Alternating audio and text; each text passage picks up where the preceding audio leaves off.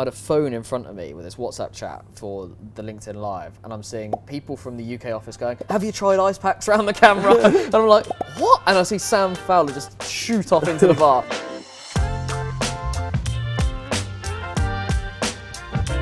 We're going to be doing the 5 moments, or as many as we can think of, the times where it nearly all fell over with the vlog, because there's been times behind the scenes where we're like, this isn't going to work.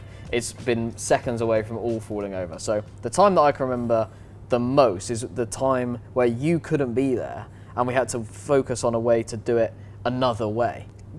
We came up with an idea to do a live podcast on the beach about 10 days out from Cannes, which is, for anyone who's never been to Cannes, not a good idea. Not a good idea, because everything's booked.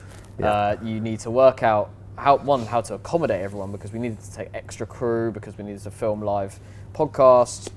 We were using software which we'd never used before. Software wasn't even available until 10 days before Cannes.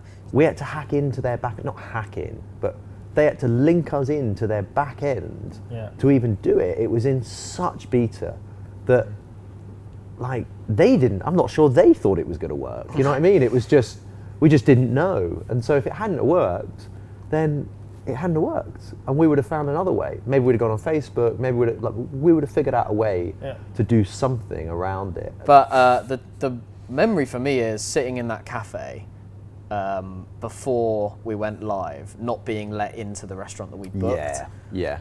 I just didn't think that was going to happen that morning. I sort of accepted it wasn't going to. So we'd taken Sam Fowler as sort of audio production, and we took Jordan as cameraman.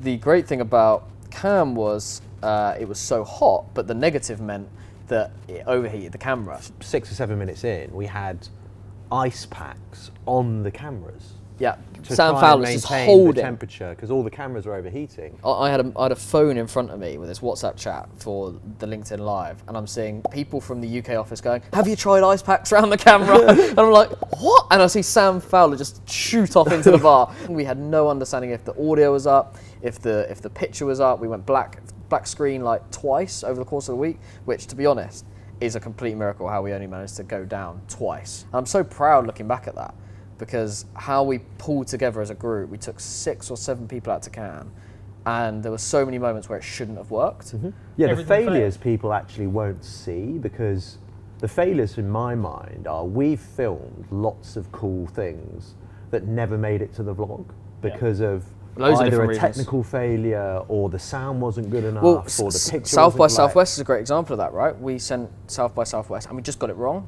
It was too early in our vlogging journey to be doing an international. Everything was bleached. Wasn't it? It was so bright. Yeah, it was just completely wrong. We had the same issue in Tel Aviv, and those are the issues. Traveling and sending content back when our edit team is here, when we're creating the narrative together, but having to send it back to someone who has no idea what happened that day. Those are the challenges that people just don't see. I mean, it's a borderline miracle, I think, that we've done every day. Yeah, that's true. I think, what was your first reaction to us saying that it has to be every day?